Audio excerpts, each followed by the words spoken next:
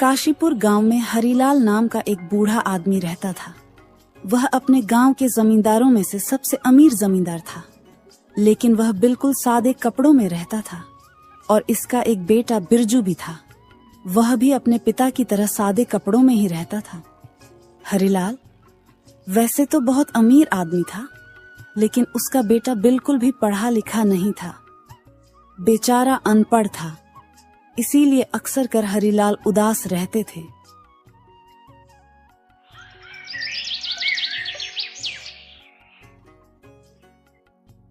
एक दिन हरिलाल और उसका बेटा अपने घर में खड़े थे। तभी हरिलाल उससे कहता है, बेटा बिरजू, तुम श्यामलाल के पास चले जाओ और उससे कहना कि इस महीने का सारा हिसाब बराबर करके एक पर्चा बना दे और उसे पर्चे को तुम मेरे पास लेकर आना।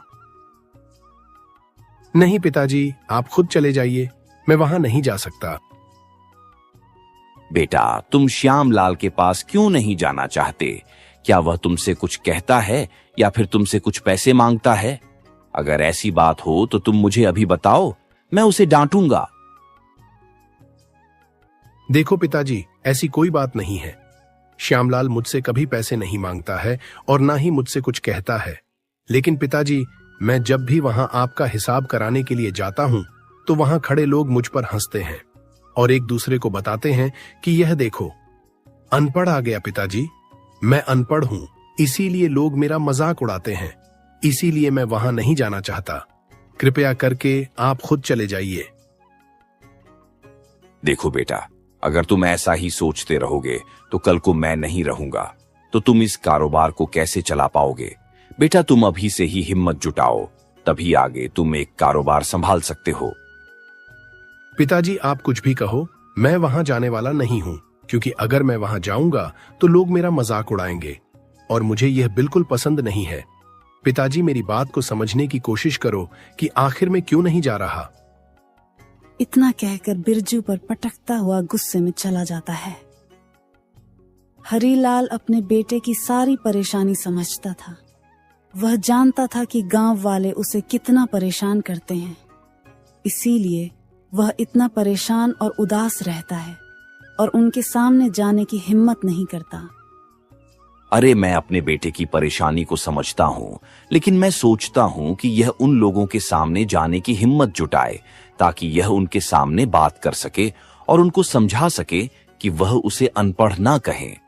लेकिन मैं अपने बेटे को इस हाल में छोड़ भी तो नहीं सकता, क्योंकि आज मैं जिंदा हूं और अगर कल को मुझे कुछ हो गया तो ये बेचारा क्या करेगा?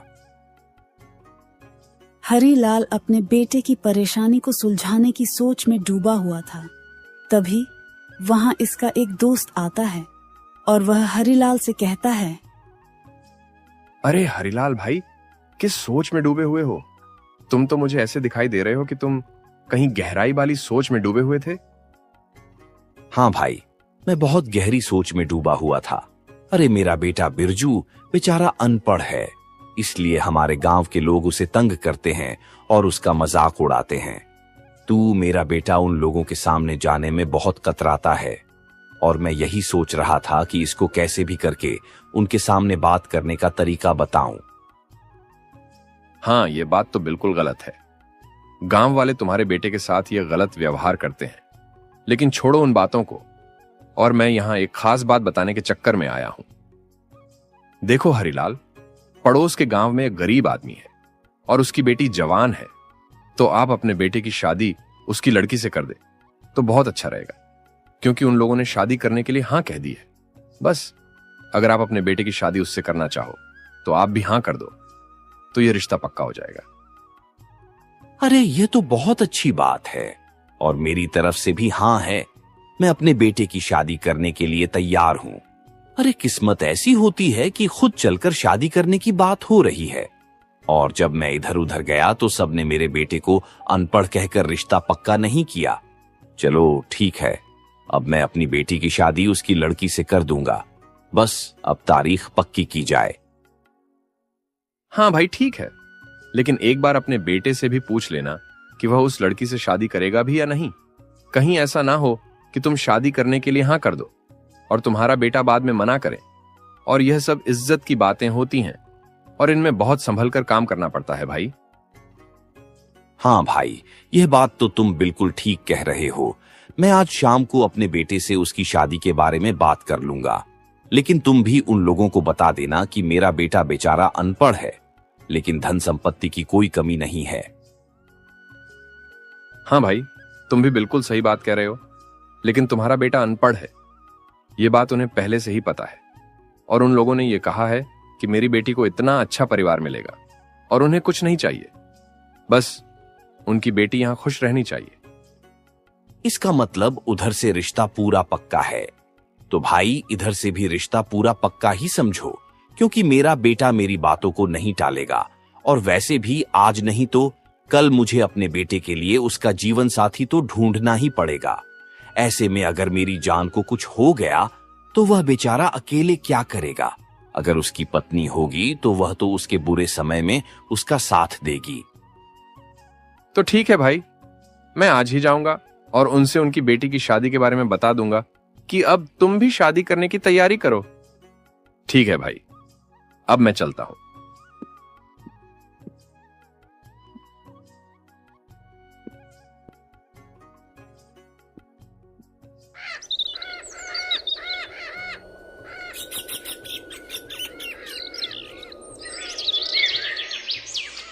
कुछ ही दिनों में बिरजू की शादी हो जाती है और उसकी शादी कुंती नाम की लड़की से होती है। कुंती बहुत ही खूबसूरत, समझदार और चालाक थी, लेकिन बिरजू अनपढ़ होने के कारण उससे बात तक नहीं करता था।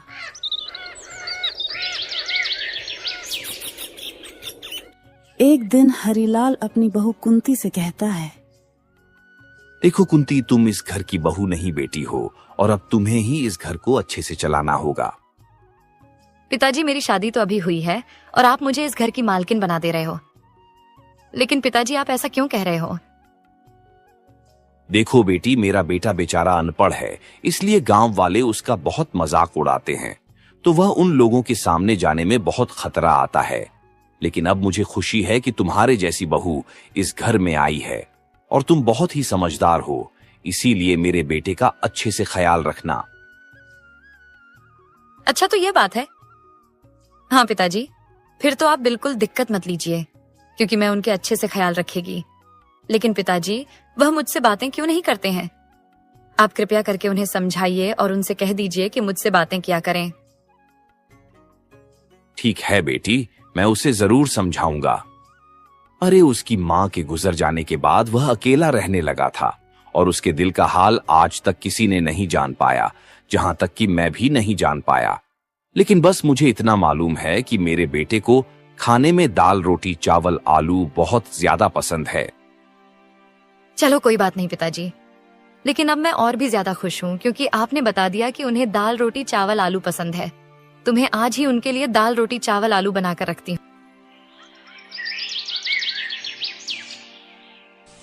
कुंती ने शाम को बिरजू के मनपसंद का भोजन बनाया और उसके सामने रखकर उससे कहा, ये लो जी, मैं आपके मनपसंद का भोजन बनाया है, आप खाकर बताओ कि यह कैसा है। अरे सच में तुमने तो मेरे मनपसंद का भोजन बनाया है। कुंती, तुम्हारा बहुत बहुत धन्यवाद। बताओ कि तुम्हें कैसे पता कि मुझे दाल चावल रोटी आलू पसंद है? अरे, यह बात तो मुझे पिताजी ने बताई थी, इसलिए मैंने आपका मनपसंद भोजन बना दिया। लेकिन आप मुझे धन्यवाद क्यों कह रहे हो? अरे, मैं आपकी पत्नी हूँ तो आपके लिए हर काम कर सकती हूँ। कुंती, मैं क्या बताऊं कि मैंने आज तक किसी से बात नहीं की है, क्योंकि मेरे अनपढ़ होने के कारण मेरा कोई दोस्त नहीं बना। पिताजी की इतनी इज्जत होने के बावजूद भी लोगों ने मेरा हर समय मजाक उड़ाया है। लेकिन अब मुझे समझ में नहीं आ रहा है कि मैं तुमसे कैसे और क्या बातें करूं। देखो, कोई बात नहीं, आज तक आपका सब लोगों ने मजाक उड़ाया है, लेकिन मुझे आपके अनपढ़ होने का कोई दुख नहीं है, क्योंकि मुझे एक अच्छा और सच्चा जीवन साथी चाहिए था, तो तुम मुझे मिल गए। बस अब मैं सारे जीवन भर आपकी सेवा करूंगी। कुंती, मुझे बहुत खुशी है कि तुम जैसे पत्नी मुझे मिली है। अरे, मेरी माँ के गुजर जाने के बाद मैं खुद को आज तक अकेला महसूस करता था, लेकिन अब जब मैंने तुमसे बातें की तो मुझे बहुत अच्छा लगा, क्योंकि जब मैं अपनी माँ से ऐसी बातें करता था तो बहुत अच्छा लगता था।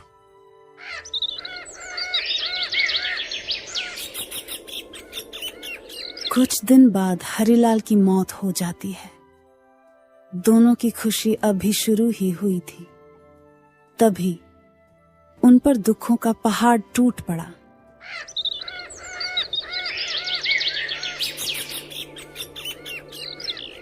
एक दिन बिरजू उदास होकर अपने पिताजी के कमरे में बैठा हुआ था। तभी कुंती उसको समझते हुए उससे कहती है, अरे जी, मैं जानती हूँ यह समय अच्छा नहीं है, लेकिन अब आपको ही सब कारोबार संभालना होगा। अब पिताजी की जगह पर आपको खर्चा और बचत का हिसाब रखना होगा। नहीं कुंती, मैं यह नहीं कर सकता हूँ, क्योंकि वह लोग मेरी बात को ही नहीं मानेंगे। क्योंकि मैं जो अनपढ़ हूँ, वह सब मुझे अनपढ़ कहकर चिढ़ाएंगे। उनकी मेरे बस का काम नहीं है। मैं आपकी मजबूरी को समझती हूँ, लेकिन अब इस कारोबार के सिर्फ आप ही मालिक हैं। आज नहीं तो कल आपको तो कारोबार संभालना ही होगा। अगर आप नहीं संभालोगे तो कौन संभालेगा? दोनों आपस में बातें कर ही रहे होते हैं। तभी वहां रामलाल आता है, जो बिरजू के पिता को बताता था कि कहाँ कितने पैसे लगे हैं। देखो मालकिन, छोटे मालिक साहब ने आज तक कोई हिसाब नहीं देखा है, तो वह इतने बड़े कारोबार को कैसे संभाल पाएंगे? और पता नहीं ये कारोबार संभालते समय क्या क्या गलती कर दें, और ना जाने ये कहां पैसा खराब कर दें। इससे अच्छा है कि मैं ही इस कारोबार को संभालूं, और जो भी हिसाब होगा वह मैं आपको बताऊंगा। हाँ, तुम बिल्कुल ठीक कह रहे हो। मेरे कारोबार को बस तुम ही संभालो, और जो भी हिसाब हो वह मुझे और मेरी पत्नी को दिखा देना। नहीं, ऐसा कैसे हो सकता है? देखो जी, और मैं नहीं चाहती कि कोई दूसरा इस कारोबार को संभाले, क्योंकि आज नहीं तो कल आपको आपका कारोबार संभालना ही पड़ेगा। तो आप धीरे धीरे करके सीख जाओगे। मैंने बोला ना कुंती कि मुझसे एक कारोबार नहीं होगा। दोनों की ऐसी बातें सुनकर रामलाल उल्टे पैर घर से बाहर निकल जाता है। रामलाल बाहर जाकर खुद से कहता है, अरे मुझे कब से इंतजार था हरिलाल के करने का, और अब वह मर गया है। मैं मालिक बनना चाहता हूं, लेकिन अब इसकी चतुर बहू बीच में बाधा बन रही है। और अगर मैं मालिक नहीं बन पाया तो फिर क्या मैं मक्खियों को मारूंगा? नहीं नहीं, ऐसा नहीं हो सकता। मुझे कुछ तो करना पड़ेगा। अगर इस चालक बहू ने उस अनपढ़ के अंदर आत्मविश्वास भर दिया तो मैं कभी मालिक नहीं बन पाऊंगा, और मेरा यह वर्षों का सपना अधूरा ही रह जाएगा।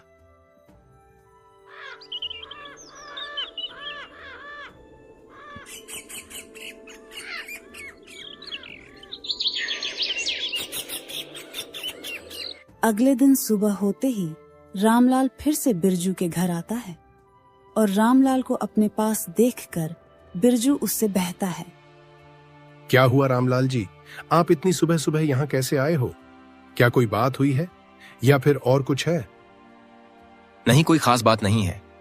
मैं बस आपसे यह कहने के लिए आया था कि आपने अभी तक कोई काम नहीं संभाला है, तो आप ऐसा करो कि कुंती बहू को काम संभालने की जिम्मेदारी दे दो, ताकि जब आपकी पत्नी कम संभालेगी तब आप दोनों को एक दूसरे पर भरोसा होगा।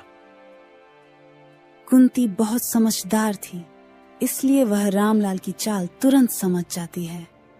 वह सोचती है कि रामलाल बिरजू और मेरे बीच एक दीवार खड़ी करना चाहते हैं, जिससे कि बिरजू जी भड़क जाएं और सारा काम रामलाल को ही संभालने दें। नहीं नहीं, ऐसा कैसे हो सकता है? अरे जब तक बिरजू जी है तब तक यही काम संभालेंगे, और अब तक इन्होंने काम इसलिए नहीं संभाला था। पिताजी काम संभालते थे, और आपके होते हुए बेटा कैसे काम संभाल सकता है? और आज नहीं तो कल एक काम तो खुद संभालेंगे ही। अच्छा कुंती, बहुत तुमने ठान लिया है कि आखिर बिरजू मालिक ही काम को संभालेंगे। चलो कोई बात नहीं, वह आप दोनों का आपसी मामला है, उसमें मैं कुछ नहीं कर सकता। लेकिन एक और बात है जिसके लिए मैं यहां आया हूं। बताइए रामलाल जी, वह क्या बात है जिसके लिए आप यहां आए हैं? देखो, आपके पिताजी लोगों को कर्ज देते थे, लेकिन उस कर्ज पर वह बिल्कुल भी ब्याज नहीं लगाते थे। और गांव के लोग कल मुझे कह रहे थे कि मुझे कुछ पैसों की जरूरत है, तो क्या आप बिना ब्याज के उन लोगों को पैसे दे सकते हो? देखो रामलाल जी, ये बात तो सरासर झूठ है, क्योंकि मैंने ऐसा कहीं नहीं सुना है कि बिना ब्याज के पैसे मिलते हैं। मालकिन, यह बात तो बिल्कुल सही है कि बिना ब्याज के पैसे कहीं नहीं मिलते, लेकिन हमारे बड़े मालिक बड़े अच्छे और नेक दिल इंसान थे जो बिना ब्याज के ही पैसे देते थे। और मैं भी यही चाहता हूं कि छोटे मालिक अपने पिताजी की प्रथा को आगे बढ़े, ना कि उसे यहीं पर खत्म कर दें। हाँ ठीक है रामलाल जी, मैं अपने पिताजी की कथा को आगे बढ़ाऊंगा और जैसे मेरे पिताजी नेक दिल इंसान थे वैसे ही मैं भी बनूंगा। तो अब आप जाइए रामलाल जी, और कल सभी लोगों को लेकर आ जाना। मैं कल सबको पैसे दे दूंगा।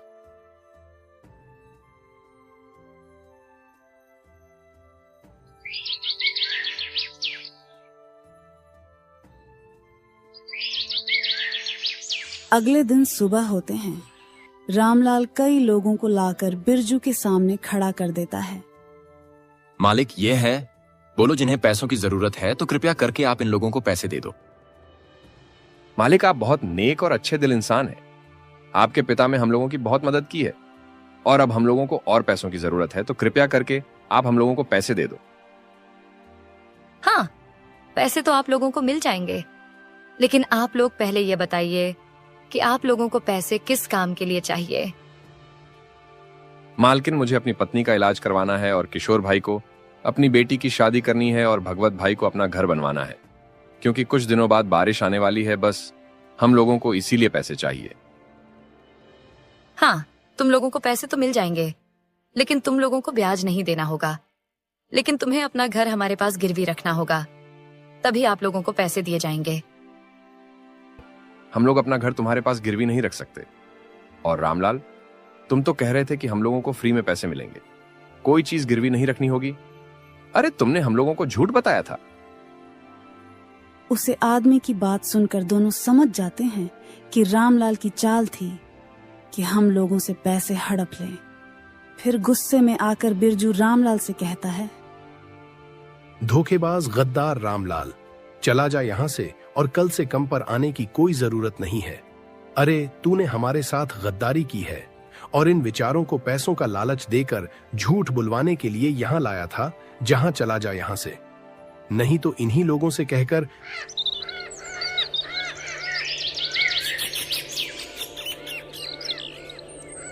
कुंती, एक तुम्हें कैसे पता चल गया था कि यह लोग यहां सिर्फ पैसों की लालच से आए थे? देखो जी, ये रामलाल बार बार हमारे घर आ रहा था, तो मुझे इस पर पहले से ही शक था कि यह कुछ ना कुछ चालाकी कर रहा है। और दूसरी बात कि उस आदमी को कैसे पता कि किसी को अपनी बेटी की शादी करनी है, किसी को अपना घर बनवाना है। तो मुझे पूरा विश्वास हो गया था कि ये रामदास सिर्फ पैसे हड़पना चाहता है, और इसीलिए मैंने अपनी चालाकी दिखाई। इस तरह अनपढ़ की चालाक बहू ने उसका पैसा रखने से बचाया। फिर दोनों पति पत्नी खुशी अपना जीवन व्यतीत करने लगते हैं।